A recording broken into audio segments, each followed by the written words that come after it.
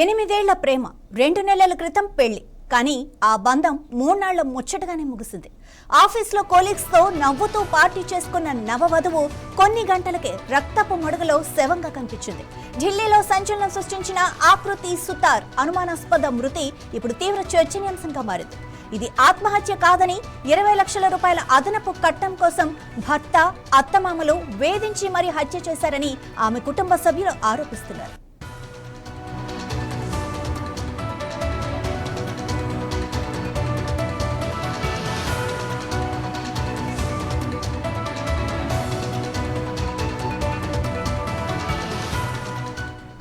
ఢిల్లీలోని లోథీ కాలనీలో Palika Kunj residential complex దగ్గర ఆకృతి సుతార్ మృతదేహం లభ్యమైంది.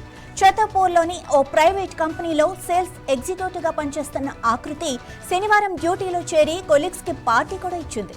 సాయంత్రం తన తల్లితో ఫోన్లో మాట్లాడి ఇంటికి వెళ్తున్నానని చెప్పింది. అయితే కొన్ని గంటల తర్వాత ఆమె కనిపించడం లేదంటూ భర్త అరెస్టు సిక్క కుటుంబ సభ్యులకు సమాచారం ఇచ్చాడు.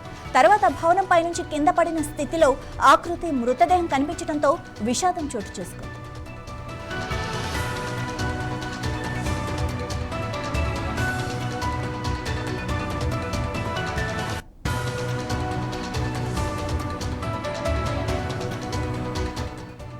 ఎనిమిదేళ్ల ప్రేమ తర్వాత ఈ ఏడాది ఏప్రిల్ 24న ఆకృతి అరెస్టు సిక్కాను పెళ్లి చేసుకుంది.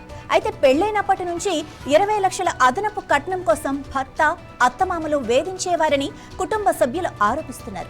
గతంలో చాలాసార్లు చంపేస్తానని భర్త బెదిరించాడని, మరణానికి 2 రోజుల ముందు కూడా ఇద్దరి మధ్య తీవ్ర వాగ్వాదం జరిగిందని ఆకృతి సోదరుడు తెలిపాడు.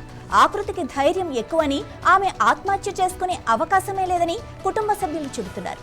కుటుంబ సభ్యుల ఫిర్యాదుతో పోలీసులు కట్న వేధింపులు, హత్య, ఆత్మహత్య సహా అన్ని కోణాల్లో దర్యాప్తు కొనసాగిస్తున్నారు. ఆకృతి మృతి వెనుక అసలు నిజం ఏమిటన్నది పోలీసుల విచారణలోనే తేలనుంది.